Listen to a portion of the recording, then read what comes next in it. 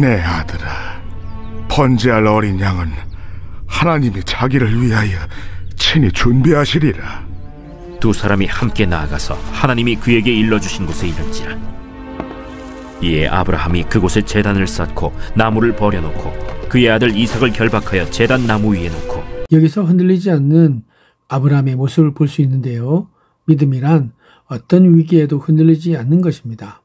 성공할 때뿐만 아니라 실패할 때도, 건강할 때나 병들었을 때도 흔들리지 않는 것입니다. 이것이 믿음인 것이죠. 자기 아들을 죽여야 하는 이 엄청난 사건 앞에 아브라함은 인간적으로 흔들리고 당황할 수밖에 없었지만, 말씀을 보면 의외로 아브라함은 매우 담담한 모습을 보이고 있습니다. 그렇다고 그에게 아버지의 사랑이 없는 것은 아니었죠. 참된 믿음이 생기면 죽음 앞에서도 담담해진다는 사실을 알 수 있는 대목입니다. 아브라함은 하나님이 모든 것을 준비해 주시리라고 믿었기 때문이죠. 그런 의미에서 믿음이란 무엇일까요? 하나님이 지켜주시고 준비해 주심을 믿는 것입니다. 여러분, 믿음은 정신력이 아니고 또한 자기 의지도 아닙니다. 믿음은 막연한 미래에 대한 기대감도 아닙니다. 하나님의 약속을 신뢰하고 하나님을 신뢰하는 것입니다. 이삭이 나무를 지고 갔습니다. 아브라함은 한 손에는 불을 들고 한 손에는 칼을 들고 갔습니다. 그리고 하나님이 약속하신 장소에 아브라함과 이삭은 도착했습니다. 제단을 만들어야 했습니다. 그는 도착하자마자 제단을 쌓았죠. 그리고 자리를 잡은 후 이삭이 지고 온 나무를 차곡차곡 쌓았습니다. 여러분, 여기에서 생각해 볼 점이 있습니다. 이 일을 과연 아브라함 혼자서 했을까요?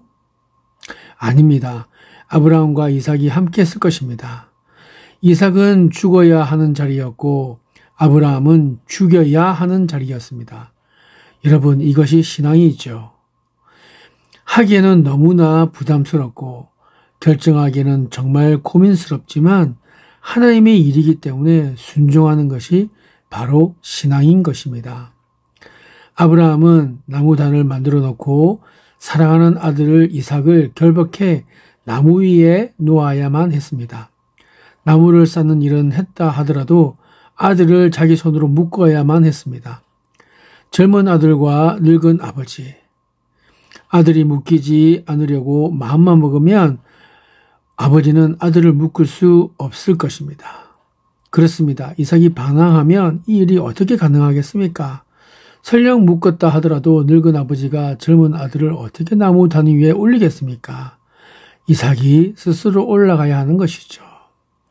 여러분, 우리는 여기서 아들은 죽어야 하고 아버지는 죽여야 하는 절박하고 이 기막힌 현실 앞에서 담담하게 행동하는 두 사람을 보게 됩니다. 여러분, 이것이 믿음인 것이죠. 믿음은 순종입니다. 순종은 대가를 치르는 것이죠. 아픔과 고통을 지불하는 것입니다. 대가 없는 순종이 없고 순종 없는 믿음이 없는 것입니다. 그런 의미에서 우리의 믿음에는 고통과 대가, 희생이 있는지 없는지를 다시 한번 성찰해야 될 것입니다. 하나님은 우리를 위해 아들 예수 그리스도를 내어주셨다는 사실을 기억하십시오. 하나님은 그렇게 하시고도 아무 말씀을 하시지 않았습니다. 자신이 얼마나 고통스러웠고 아팠는지를 말씀하시지 않았습니다. 아브라함과 이삭이 함께 제단을 만든 것은 마치 온 인류를 위해 그리스도가 십자가에 못 박혀 죽으실 때 하나님과 예수 그리스도가 협력하신 것과 같습니다. 하나님은 예수님을 억지로 세상에 보내셨거나 억지로 십자가에 달리게 하시지 않았습니다. 예수님은 사실 이 십자가를 제가 져야만 합니까? 라고 고민하셨습니다. 그러나 결국 내 원대로 맛이 없고 아버지의 원대로 되기를 원하나이다 라고 하셨죠.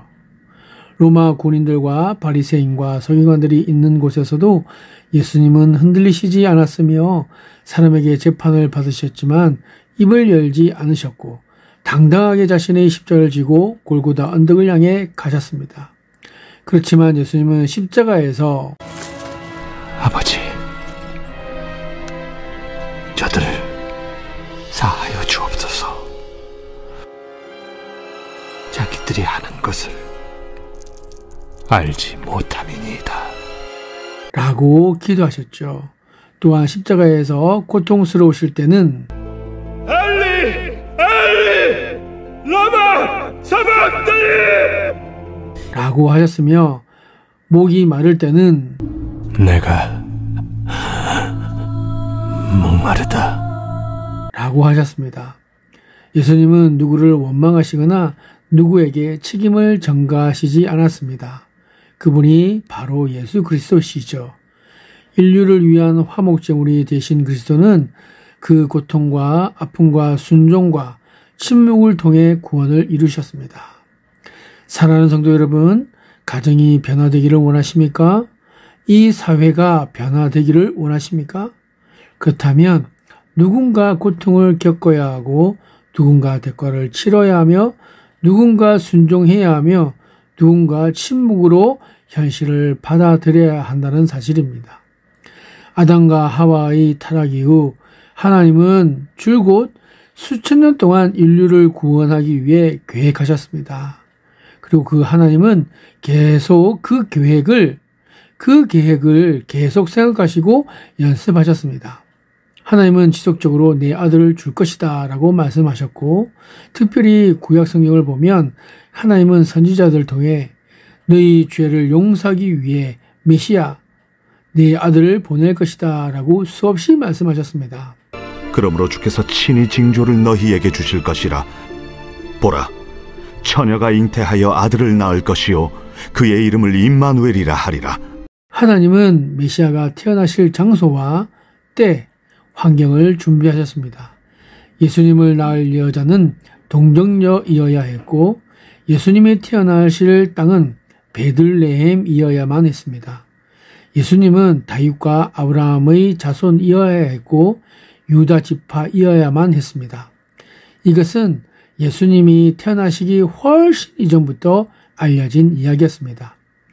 하나님이 이 문제를 놓고 정말 끊임없이 계속 생각하셨다라는 뜻이죠.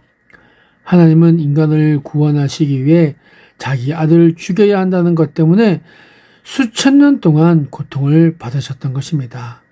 이것이 바로 우리가 받은 구원이고 우리를 향한 하나님의 사랑이라는 사실을 기억하시고 오늘 그 사랑 안에서 찬양하고 노래하며 하나님께서 기뻐하시는 아름다운 믿음의 걸음을 걸어가시는 저와 여러분이 되시길 예수님의 이름으로 축복드립니다.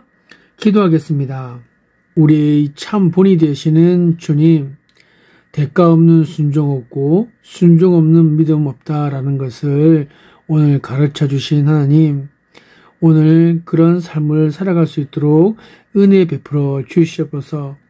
오늘도 일상 속에서 남에게 대접을 받고자 하는 대로 너희도 남을 대접하라 라고 가르쳐 주신 예수님의 말씀을 실천할 수 있도록 우리를 깨우쳐 주시고 일을 할 때나 사람들을 만날 때 예수님의 참 제자로서 온전히 그것을 행할 수 있도록 하나님 은혜를 베풀어 주시옵소서.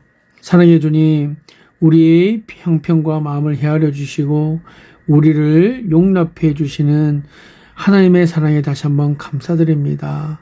일상에서 만나는 사람들을 대할 때 우리의 마음에도 상대의 형편과 마음을 생각해보는 사랑이 자랄 수 있도록 인도하여 주시옵소서.